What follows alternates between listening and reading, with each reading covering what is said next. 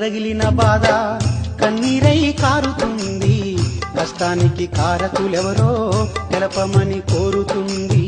నోరుండి అడగలేదు, కాళ్ళుండి కదలలేదు, ఎన్నేళ్ల దుఃఖాన్నైనా ఎదలోనే దాచుకున్నా.